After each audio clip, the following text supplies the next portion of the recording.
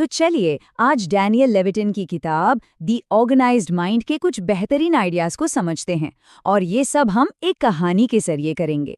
आर्यन की कहानी, जिसने इंफॉर्मेशन के इस जमाने में अपने दिमाग को फिर से ऑर्गेनाइज करना सीखा। तो ये है आर्यन, एक बहुत ही काबिल आईटी प्रोफेशनल जिनका दिन 100 अनपढ़ ईमेल्स की टिंग टिंग से शुरू होता था और अगले 100 ईमेल्स की तैयारी में खत्म हो जाता था। उनका दिमाग एक ऐसे इंटरनेट ब्राउजर जैसा बन गया था जिसमें 50 टैब्स एक साथ खुले हों और हर टैब चिल्ला रहा हो, पहले मुझे देखो। ये जो 50 टैब्स वाली फीलिंग है, ये कुछ अपनी सी लगती है। ऐसा लगता है जैसे दिमाग एक रेस में दौड़ तो रहा है, पर फिनिश लाइन कहीं है ही नहीं। आर्यन की जिंदगी में बदलाव की शुरुआत एक बहुत ही चौंकाने वाले एहसास से हुई। उसे पता चला कि हमारा जो फोकस है, हमारी ध्यान देने की ताकत, वो कोई अनलिमिटेड डेटा प्लान नहीं है, बल्कि ये एक लिमिटेड चीज है। तो चलिए इस पहले बड़े राज से पर्दा उठाते हैं। पता है, जब आर्यन ने ये लाइन पढ़ी तो उसे लगा जैसे किसी ने उसके काम करने के पूरे तरीके पर ही एक बड़ा सा सवाल खड़ा कर दिया हो। वो तो खुद को मल्टीटास्किंग का बादशाह समझता था। एक कान पर फोन, उंगलियां कीबोर्ड पर और नजरें 3 अलग अलग स्क्रीन पर ये किताब कह रही थी कि ये सब प्रोडक्टिविटी का सिर्फ एक वहम है। तो सोचने वाली बात है, अगर हमारा दिमाग इतना पावरफुल है तो फिर एक साथ 2-3 काम करते ही उसकी बैटरी डाउन क्यों हो जाती है? दिन खत्म होते होते हम इतने थके हुए क्यों महसूस करते हैं? इसका जवाब साइंस में छिपा है। इसे कहते हैं कॉग्निटिव कॉस्ट। आसान भाषा में समझिए, जब भी हम एक काम से दूसरे काम पर स्विच करते हैं तो दिमाग को एक मेंटल गियर बदलना पड़ता है, और हर बार गियर बदलने में थोड़ा फ्यूल मतलब मेंटल एनर्जी खर्च होती है। आर्यन को तब समझ आया कि कोडिंग से ईमेल और ईमेल से मीटिंग पर कूदने का मतलब था कि वो दिन भर में सैकड़ों बार अपना ये कीमती मेंटल फ्यूल बर्बाद कर रहा था। और इस फ्यूल को बचाने के लिए आर्यन ने एक नई आदत अपनाई, टास्क बैचिंग।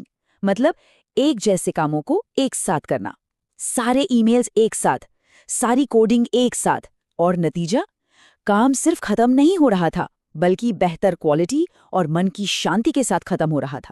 दिमाग का कचरा तो साफ होने लगा था, पर आर्यन को एहसास हुआ कि असली लड़ाई तो बाहर की दुनिया में भी थी। उसकी बिखरी हुई डेस्क, उसका बिखरा हुआ कमरा, ये सब उसके दिमाग की उलझन का ही तो आईना था। सुबह की वो 5 मिनट वाली हड़बड़ी तो सबको याद ही होगी है ना। अरे चाबी कहाँ रख दी, वॉलेट नहीं मिल रहा। ये छोटा सा लगने वाला स्ट्रेस भी हमारे दिमाग की काफी एनर्जी खा जाता है, वो भी दिन शुरू होने से ठीक पहले। और इसका हल इतना आसान था कि यकीन करना मुश्किल था। हर चीज के लिए एक घर बना दो, एक तय जगह। जब दिमाग को ये सोचना ही नहीं पड़ता कि चाबी कहाँ होगी, तो वो अपनी एनर्जी जरूरी कामों के लिए बचाता है। और यही सिंपल सा रूल उसने अपनी डिजिटल दुनिया पर भी लागू किया। 50 डेस्कटॉप आइकॉन्स की जगह अब सिर्फ 5 थे। हजारों बेतरतीब ईमेल्स अब महीनों के हिसाब से फोल्डर्स में थे। नतीजा, एक अजीब सी डिजिटल शांति और कंट्रोल का एहसास। फोकस और ऑर्गेनाइजेशन तो ठीक था, पर अब असली चुनौती सामने थी, प्राथमिकताएं। मतलब इतने सारे कामों में से ये कैसे तय करें कि सबसे पहले क्या करना है, क्या ज्यादा जरूरी है। यहाँ आर्यन को पता चला डिसीजन फटीग के बारे में। कभी ऐसा हुआ है कि दिन भर ऑफिस में बड़े बड़े फैसले लेने के बाद घर आकर ये तय नहीं कर पाते कि रात के खाने में क्या खाएं? बिल्कुल, हमारा दिमाग एक दिन में कुछ ही अच्छे फैसले ले सकता है। जब हम अपनी एनर्जी छोटे मोटे फैसलों पर ही खर्च कर देते हैं तो बड़े और जरूरी फैसलों के लिए कुछ बचता ही नहीं। इसका हल इस जार वाली कहानी में छिपा था।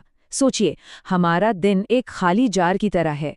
अगर हम पहले उसमें रेत यानी छोटे मोटे काम भर देंगे तो बड़े पत्थरों के लिए, मतलब सबसे जरूरी कामों के लिए जगह ही नहीं बचेगी। लेकिन अगर हम पहले बड़े पत्थर डालते हैं तो रेत और कंकड़ अपनी जगह खुद ब खुद बना लेते हैं। इसी बात को और अच्छे से समझने के लिए आर्यन ने अपने कामों को 4 हिस्सों में बांटना शुरू किया। पहला हिस्सा अर्जेंट और जरूरी, मतलब वो काम जिनमें आग लगी हुई है, जैसे कोई बहुत जरूरी डेडलाइन, इन्हें तो अभी करना है। दूसरा, जरूरी पर अर्जेंट नहीं, ये हमारे भविष्य के लिए हैं, जैसे कोई नई स्किल सीखना या सेहत का ध्यान रखना, इन्हें शेड्यूल करना है। तीसरा, अर्जेंट पर जरूरी नहीं, ये वो काम है जो जरूरी लगते हैं पर होते नहीं, जैसे फालतू के फोन कॉल्स। और चौथा, ना अर्जेंट न जरूरी, यानी सीधे सीधे टाइम बर्बाद करने वाले काम जिन्हें अपनी जिंदगी से हटाना है। और अब आते हैं आर्यन के इस बदलाव के आखिरी 2 सबसे ताकतवर तरीकों पर, जिन्होंने उसे असल में दिमागी शांति दी। पहला, लिस्ट बनाने की ताकत, और दूसरा, शैडो वर्क को पहचानना। ये सिर्फ एक कहावत नहीं है, ये एक साइकोलॉजिकल हैक है। दिमाग में जो लगातार चलता रहता है ना, ये करना है वो करना है, जब हम उसे कागज पर उतार देते हैं तो दिमाग को एक सिग्नल मिलता है, अब ये मेरी जिम्मेदारी नहीं है, उसे ये सब याद रखने की जरूरत नहीं पड़ती। चिंता कम होती है और दिमाग में नई चीजों के लिए जगह बनती है। और फिर आर्यन ने पहचाना शैडो वर्क को।